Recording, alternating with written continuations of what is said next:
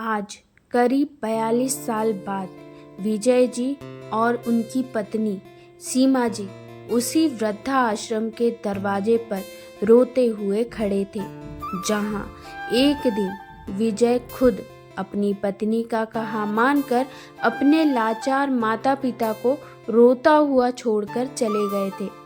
आज रह रहकर उनको अपने माता पिता की वो कतार विनती करती और आंसुओं से भरी मजबूर आंखें दिखाई दे रही थी, जो उनको देख रही थी मानो कुछ कहना चाह रही हो, बेटा हमें यूं ना जाओ अकेला छोड़कर। पर वो उस वक्त पत्नी प्रेम में ये सब अनदेखा कर गए थे, जबकि वो तो उनकी अकेली संतान थे, एकमात्र बुढ़ापे का सहारा थे। आज उसी मोड़ पर आकर वो भी खड़े थे, अपनी करनी का फल भुगतने को, अपने माता पिता की तरह ही लाचार होकर रोते हुए। रह रहकर उन्हें अपने बीते दिन याद आ रहे थे। उन्हें याद आया वो दृश्य जब उनकी पत्नी कह रही थी, इकलौता होना भी सजा है। लोगों को फायदा दिखता है कि पूरी संपत्ति के मालिक हैं हम, पर इन लोगों को संभालना बुढ़ापे में क्या मुसीबत से कम है। कहीं आ जा नहीं सकते इनको छोड़कर। बच्चे हर छुट्टी में घूमने जाने का बोलते हैं, पर इनको किसके सहारे छोड़े।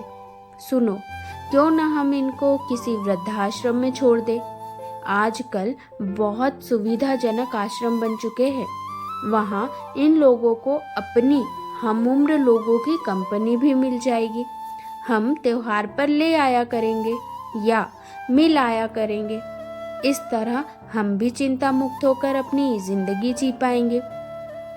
अरे पर लोग क्या सोचेंगे हमारे बारे में कि अपने स्वार्थ की खातिर हम वृद्ध माँ बाप को वृद्धाश्रम छोड़ आए। विजय ने पत्नी का विरोध किया। अरे लोगों का क्या है, वक्त पर कोई आता है क्या उनको संभालने। सीमा गुस्से में बोली।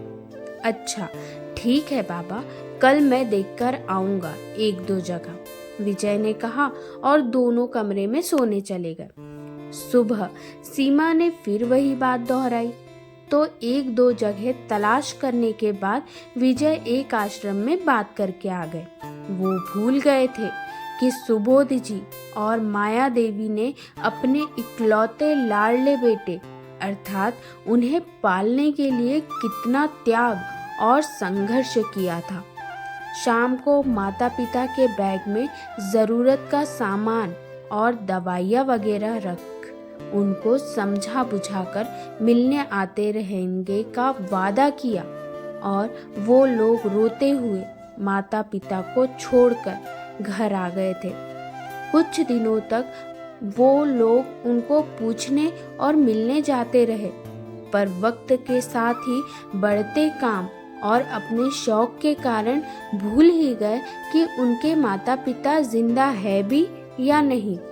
और उनके अंतिम समय जब वृद्धाश्रम से फोन भी आया तो वो सपरिवार विदेश में थे, और आज उनके बच्चे उनको छोड़ कर गए हैं उसी जगह। वो भी जान गए थे कि अब वो भी अपने बच्चों से आखिरी बार ही मिल रहे हैं। वक्त फिर खुद को दोहरा रहा है आज। दोस्तों, इसे ही तो कहते हैं, जैसी करनी वैसी भरनी। जैसा कर्म करोगे वैसा ही तो भोगोगे। कहानी पसंद आई हो तो लाइक ज़रूर करें। धन्यवाद।